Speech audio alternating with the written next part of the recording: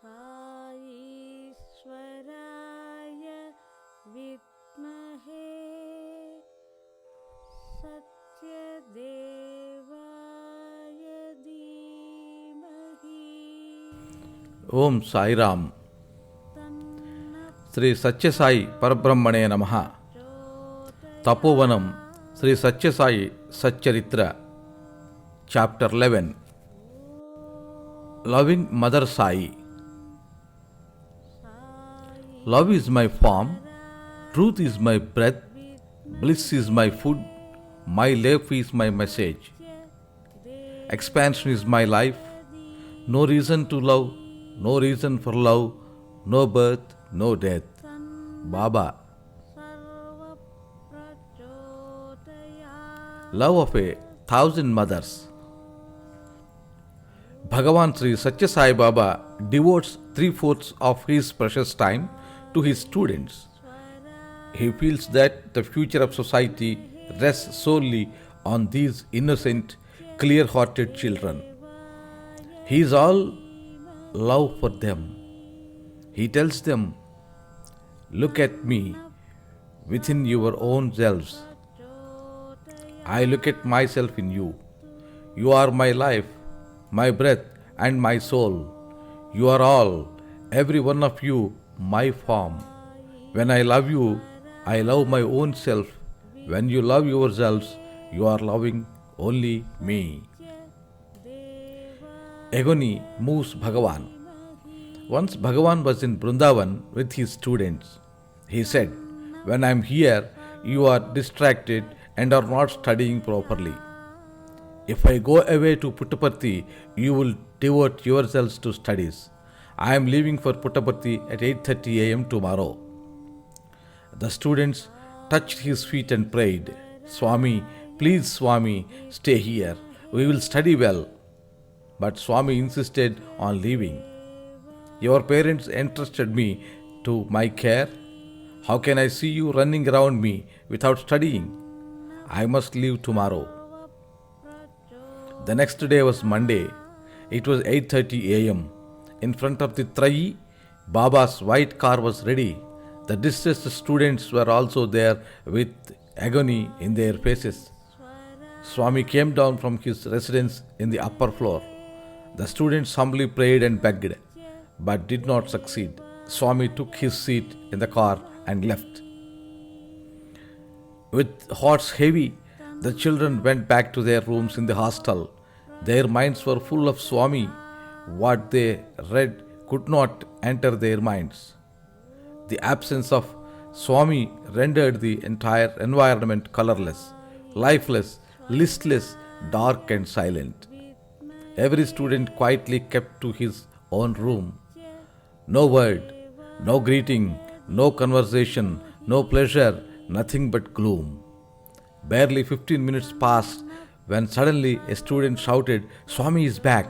Swami is back!" The rest of the students thought that he was perhaps in the delusion more than the others. He must have imagined a car arriving. But a few curious fellows peeped out of their windows. There, Swami's car was really entering the ashram precincts. A couple of students were indeed running behind it. That was enough. All the students ran like deer on wings. By the time Swami alighted from his vehicle, they stood around it. Surprise on one side and delight on the other were choking them. As Swami entered and went up the staircase, students were mutely standing below, staring at each other. What has happened? Why has Swami returned? Nobody knew. Then Swami spoke to them. "A mere mention that I am leaving creates so much commotion and disturbance. Everything gets upset in the minds of all the chaos. I forgot to take the keys, so I came back to take them. What is this? Can Swami forget keys?" The hearts of the children were full with emotion and immeasurable happiness. Not a single eye remained dry. Silence ruled everywhere. But then they feared that Swami might get hold of his keys after all and go away. One student hesitatingly asked, Swami, shall we put things back in the car? Pretending to show anger, which everybody could see was not there, Swami said, No, I will leave in the evening. But the students, clever as they were, did not fail to see the bubbling smile behind Swami's show of anger. They all cried with one voice, Swami, Swami, please stay here, Swami.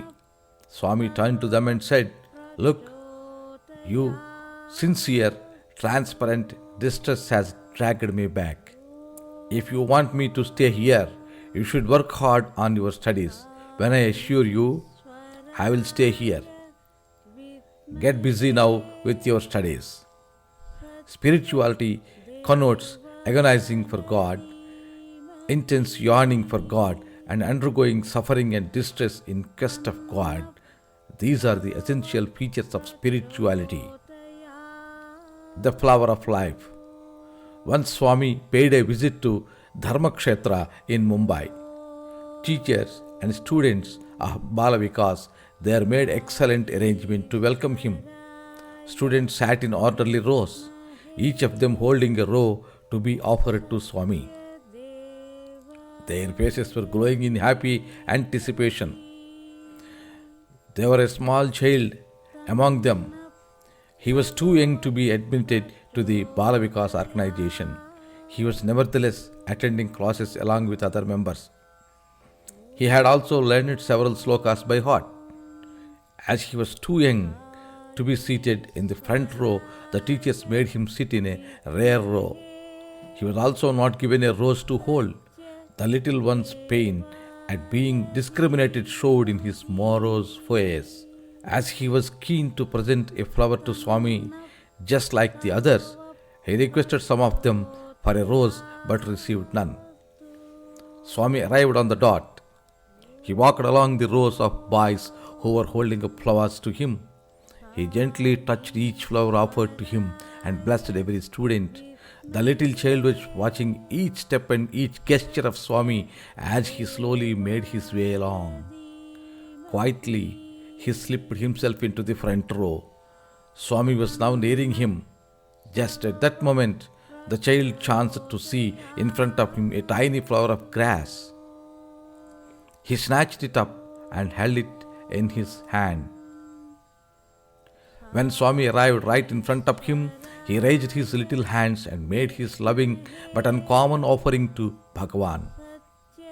Swami smiled sweetly, accepted the simple offering from the child, and softly pressed his tender fingers. In appreciation of the little one's gesture, Swami patted him affectionately and also spoke a few words to him.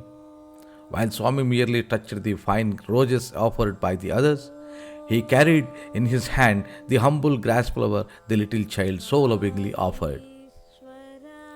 The meetings that followed lasted 3 hours.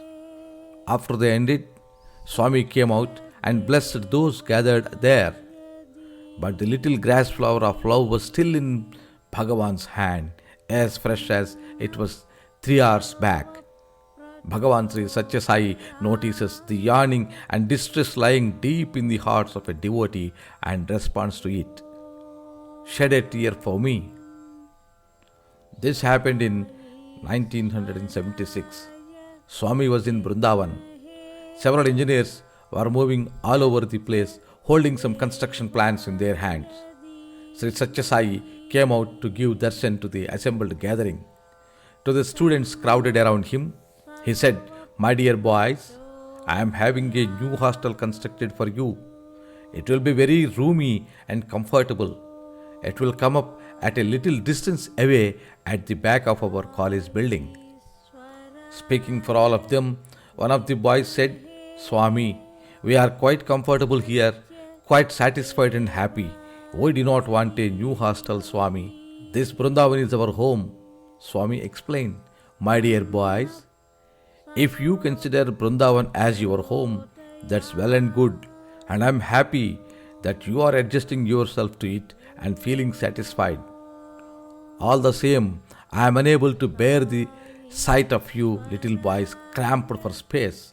It is my duty to ensure your comfort. Foundation stone for the new hostel building will be laid on the coming Thursday. Having said this, he moved ahead towards the open space beyond the portico to bless those waiting for his darshan.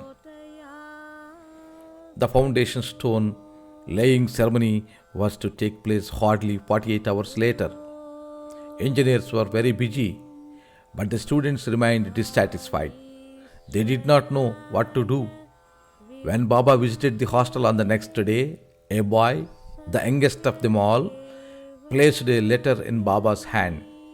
He read it through and lovingly smiled at the little fellow. Then he sat on his throne. A word has been sent for the warden. When he presented himself, Swami gave the letter to him and asked it to be read aloud. It read as follows: Dearest Sai Mother, our humblest salutation to your lotus feet. Are you displeased with us? Are we disturbing the silence that is most dear to you? Are we violating the code of discipline and behaving without due restraint? It must be. Otherwise, why would you try to send us away from the beautiful precincts of Vrindavan? Why do you insist that a new hostel for us should be built at a far-off location? Vrindavan is a gracious place. It has brought your sweet and protective love and care very close to us. Even gods would desire to enjoy such love. With heartfelt love and affection, your child. Note: you are determined, at any rate, to build the new hostel far away from Vrindavan. Kindly build also a new residence for you and stay close to us. As the warden finished reading, there was not a single boy without tears. In one voice, they cried, Swami, please accept our request. Bhagawan's heart melted at the sight. He immediately sent for the chief engineer and conveyed the student's wish. He demurred. These plans have all been drawn with extreme care, and not much time is left for laying the foundation stone too. But the boys told him with one voice that only Vrindavan should be their home. Seeing the mood of the boys, Swami indicated to the chief engineer to have the plans redrawn. Fresh plans were made locating the new hostel within the Vrindavan complex. On hearing exciting news, the children were in ecstasy. On the appointed day, when Bhagawan Sri Sathya Sai was about to light the lamp of Arati, a boy said, Swami, you are doing so much for our sake, but we have nothing to offer to you. Swami replied, happy tears are trickling down your tender cheeks. That's all I want. Shed a tear for me. What I desire most is only your happiness. That noble structure which stands now in the Vrindavan complex is a sweet monument enduring for all time to Baba's immense love for children. In the year 1976, a number of deer from the adjoining forests of Madhumalai strayed into Vrindavanam. A nice place opposite to the Trayi was provided for them. Swami fed them with apples and looks after them with love. One day, as Swami emerged out of the Trayi to give darshan, students ran to him. At the same moment, in the garden opposite, deer too wanted to be close to Swami and moved up to him near the wire mesh that stood around the garden. Baba drew the attention of a devotee standing by to the enchanting scene comprised of the loving children and the equally loving deer. He said, there are two-legged deer and those are four-legged deer. Both are dear to me. Flew driven away. Influenza once spread like wildfire in the higher secondary school in Prasanthi Nilayam. Nearly 200 students were affected. After the evening bhajan concluded, Swami asked Dr. Olreja to pay a visit to the school. The doctor found about 200 students suffering from high temperature, cough and vomiting. The infection seemed to be beyond control. It was then 8 p.m. As the doctor made his way back to his room, he thought that Swami's room would be closed at that hour. He would report to him next morning. At 8:30 p.m., a volunteer came to tell him that Swami was waiting for him. The doctor hurried into Swami's presence. Baba asked him, "I was waiting for you. Why have you not come to me immediately?" The doctor replied, "Swami, by the time I returned, it was 8 p.m. I thought that your door would be closed by the tower. About 200 students are suffering there from flu. I find it impossible to arrest its spread. I am afraid at this stage no medicine can help, only you can save them." Next morning, Baba visited the school and the hospital. He walked through every single veranda and classroom. He went up to the roof also, despite the principal's protestations that it was not properly cleaned up. Swami then called for a stainless steel bucket filled with water. He materialized vibhuti in immense quantities and poured it into the water. He asked one of the teachers to carry the bucket around and serve the vibhuti water to every teacher and every student. The disease spread no further from then on. Within a space of 4 days, every single patient recovered fully. Swami's medical treatment is amazing and inscrutable. Supremacy of spiritual learning. What should we pray to God for? Not for worldly wealth and enjoyment, not for material things and property, but for God Himself. Every blessing comes by itself in the wake of God. The learning that makes many yearn for God is known as spiritual learning. Swami once described how Yashoda went after her prankster child Krishna. Yashoda, he said, held a lump of butter in one hand while she showed it to Krishna with a view to enticing him. She kept the other hand behind her back holding a stick. When the little child drew near for butter, she would grasp him and deal a couple of strokes with the stick. That was her way of putting her errant child straight. Bhagawan Sri Sathya Sai reaches for us exactly in the same way with worldly learning in his open hand but holds spiritual learning in the other hidden hand. Boys and girls come eagerly seeking admission into his educational institutions, colleges and university. Swami receives them and imparts spiritual learning along with worldly learning.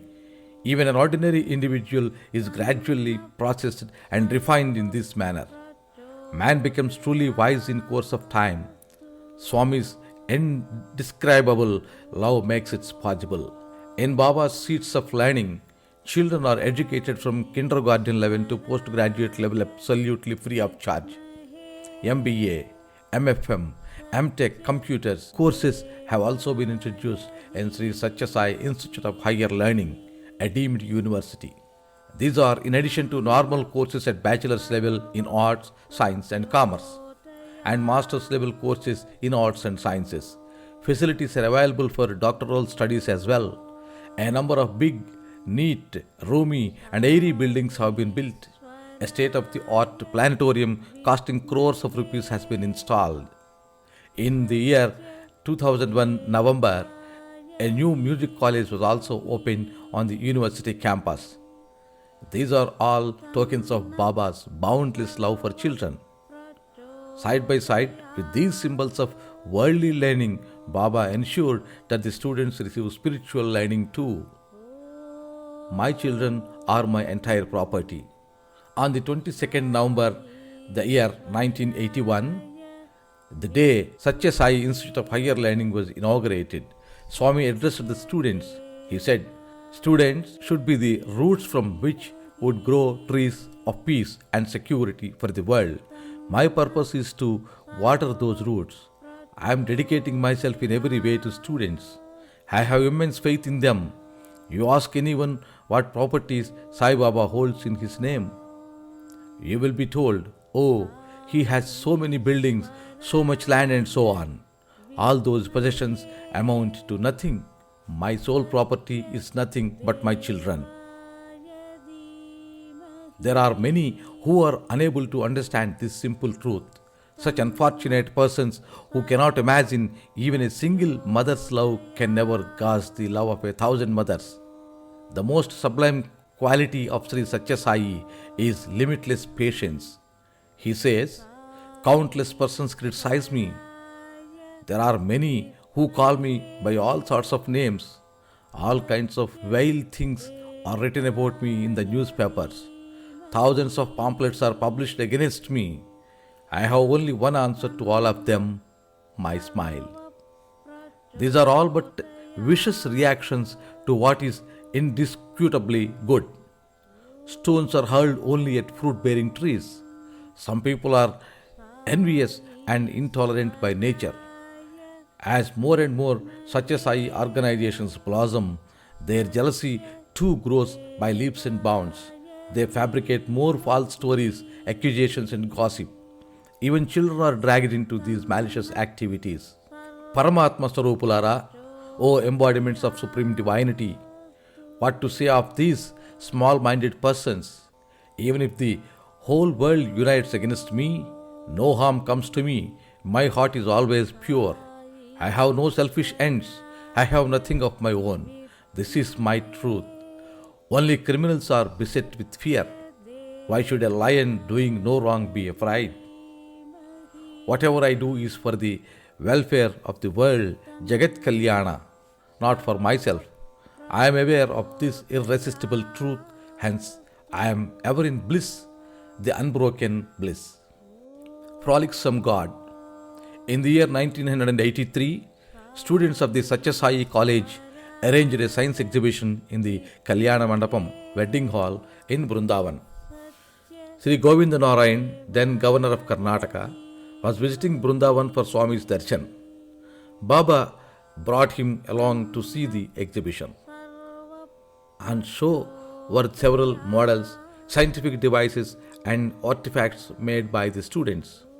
One of the items was a piece of alarm equipment. A ray of light proceeds from one end to the other, and if a hand is placed in between, an alarm rings. As Swami went round and reached that equipment, the student who had devised it told him, "Swami, please put your hand here," and the alarm rings. Swami did so, but there was no sound. The student got perplexed. He said, "Just a moment, Swami.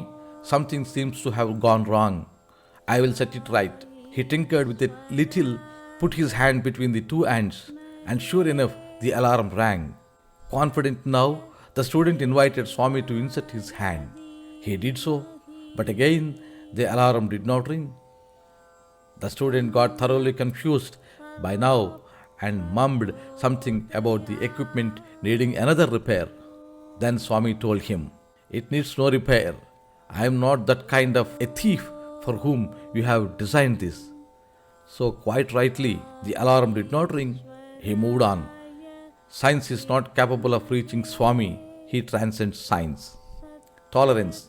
Many years back, students in the primary school in Puttaparthi used to take their daily morning bath in cold water. Swami felt sad and thought, "Parents of these tender young children left them in my care because of their immense trust in me.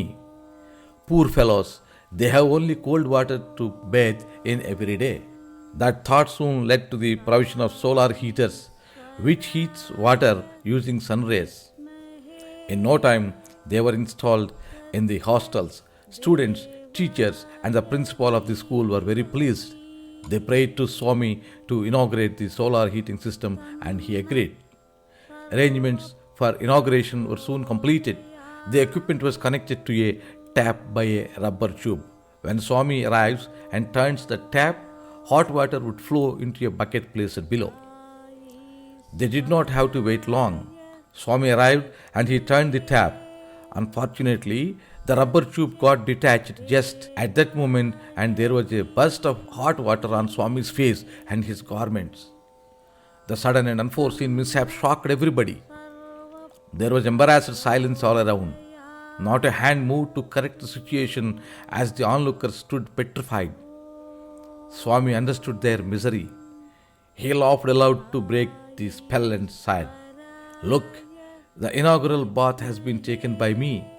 Swami's laughter and pleasant remarks brought relief to everyone. Their hearts became light and they could breathe easily. Everyone joined in Swami's laughter. Baba is ever merciful. He knows no anger. My life is my message. He says, it is a message of love, compassion, and mercy. There is no place for anger. Benefit from closeness to Baba. Once Swami was in Kodaikanal. Sitting in his room, he was looking out at the crowds waiting outside for his darshan. Several students were sitting at his feet around him. Swami told them, "Do you realize how fortunate you are? Thousands are waiting outside for me. You are enjoying the privilege of serving at my feet. But you do not know how fortunate and lucky you are. I am giving you this opportunity so that you will be close to me. If I feel like it, I can walk across the sky from one side to the other. If only I did that, the whole world would be at my feet. Several lakhs of devotees would swarm to me. But at that time, not one of you would have the opportunity of being so close to me. Armed guards would always surround me for my protection. I assure you, those days are not far off. Believe me, a day will come when you will barely be able to spot a tiny red flash of my robes from a long distance, that too with a great effort. You will realize Swami's glory when I walk across the sky from one end to the other. So as of now, try to derive benefit from every single moment of your closeness to Swami." On one occasion, a program of sports was organized in the Hillview Stadium. Inaugurating the games, Swami released 2 white pigeons. As the games were underway, Swami and some distinguished guests watched from a dais. After some time, they noticed the same pigeons earlier released flying in the sky across the dais. Swami observed, "Look at those birds. They have been with us for a long time. Therefore, they have become incapable of adjusting themselves to the outside world, although they have been set free." No doubt, Swami was then referring only to those 2 pigeons, but what he said then applies to all his dear students and devotees. Om Sri Sathya Sai ParabrahmaNe Namaha. The end of chapter 11 of Tapovanam Sri Sathya Sai Satcharitramu. Sarvam Sri Sathya Sai Charana Arvinda Arpanamastu. Om Sri Sai Ram.